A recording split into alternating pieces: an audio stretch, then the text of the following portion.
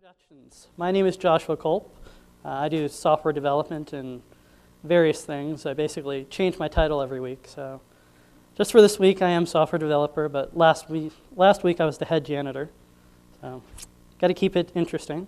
So I'm going to be talking about accessing and building Asterisk SCF, the tools that are required for it, as well as the ICE specifics and our own thing. So let's start out. Show of hands, who has ever heard of Git? Okay, I know some of you who haven't raised your hand have heard of it, as it is pretty popular now. Linus Torvalds actually uses it for the kernel. That's basically why he made it. But it's gotten quite popular, and for good reason. It's a distributed version control system, so if you have a clone of a repository, then you have the complete repository itself. So if one source, for example, goes offline, then you don't lose the repository, which is very nice. As well, it's very fast. As someone coming from Subversion, if I was trying to locate like when something occurred, trying to figure out who broke something, it usually took a very long time, but on Git, it's incredibly fast. And as always, with something new, there's always a bit of a learning curve.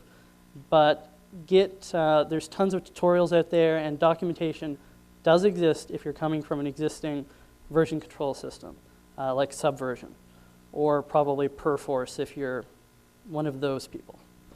As well, there's tons of books. One of those is ProGit, which is available at progit.org/book under the Creative Commons license. So if you are looking for a new version control system, check it out. It's cool.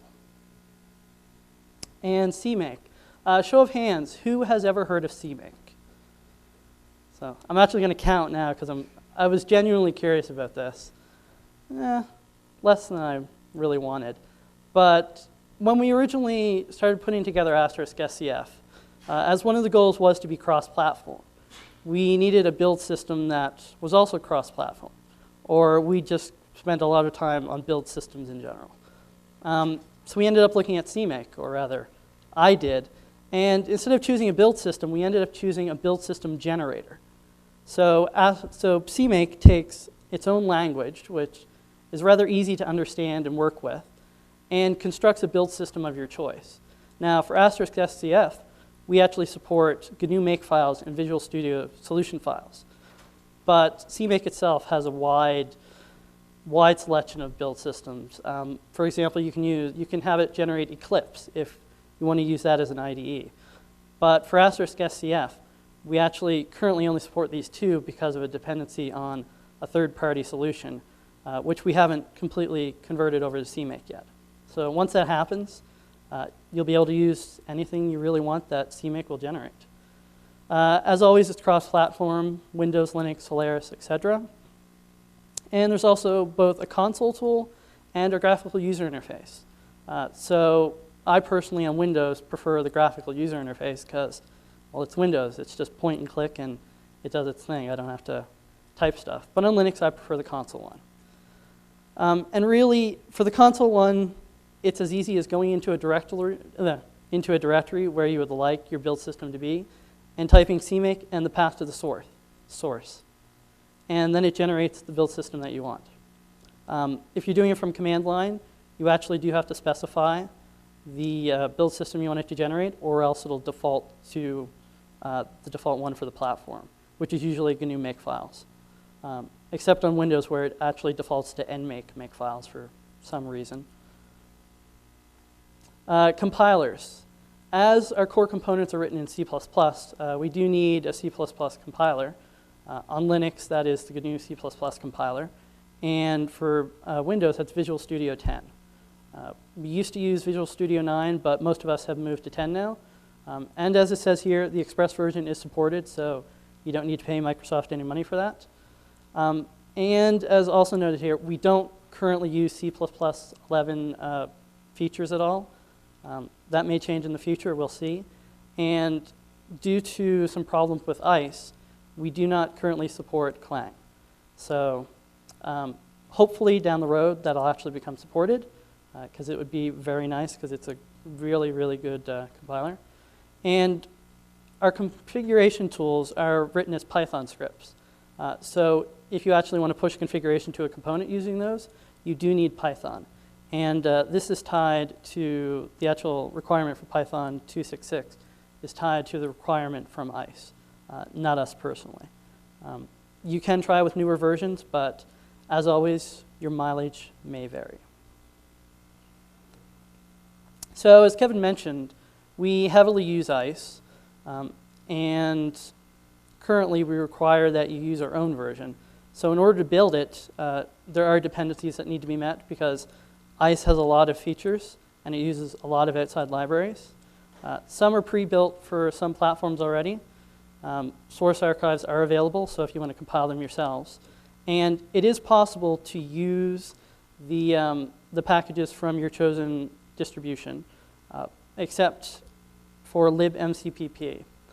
Most versions that are shipped with different distributions actually contain some bugs that exhibit themselves when you're generating Slice, or rather when you're taking Slice and generating produced code like C++ code. And if you don't have the fixed version, then the converter, Slice to CPP it's called, it just refuses to work. So we recommend that you do use the patched version. But we've tried to write our Slice in such a way that this bug really shouldn't come up, but still prefer that you guys use it. And the ICE repository. Now, Kevin touched on this briefly.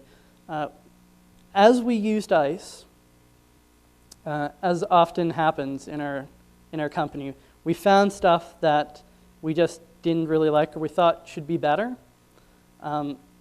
So a few of those things that have actually been coded, the first is unsliceable classes. Now, traditionally in a regular ICE installation, if you have component A, which is sending something to component B, and component A has extended that to include additional details, like it adds a Boolean, and that goes over to B, but B has no idea what that is.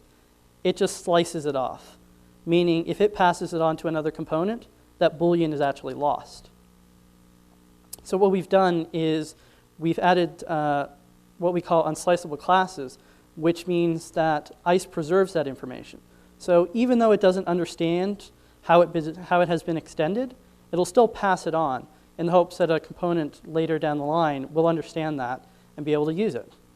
So this is useful for such things as, in the world of Asterisk SCF, media formats. If a component wants to extend a media format to contain the various information that, such as H.264 has, but the components in between don't know about those details, then it can still pass it on. As well, we've added plugin support to ICE, which allows us to add plugins to modify the generated code. Kevin did this, and he added, there's actually two plugins now, one which is for default values, so that if you define something in Slice, it can have a default value. As well, visitor class support. So if anybody's familiar with the visitor pattern, there's now code, there's now a plugin for our ICE installation, for a version of ICE that will generate visitor implementations for things. And we've also fixed some code generation issues and made some general improvements to library loading. As well, these aren't currently incorporated into mainstream ICE, but we are working to push those in, especially the unsliceable classes feature, because it's quite useful once you actually start using it. And as a lot of C++-based projects do, we have chosen to use Boost. It's a collection of free, peer-reviewed C++ class libraries. We've just chosen to use it. So lots of our components use different parts of it. And it has a wide range of platform support. And generally, if you say, I need to do this and C++ doesn't provide it, you can go to Boost and there is something that will do it. As well, for our unit tests, we looked long and hard for different solutions of unit test frameworks, and we ended up choosing Boost Test. So we also use that for our unit tests.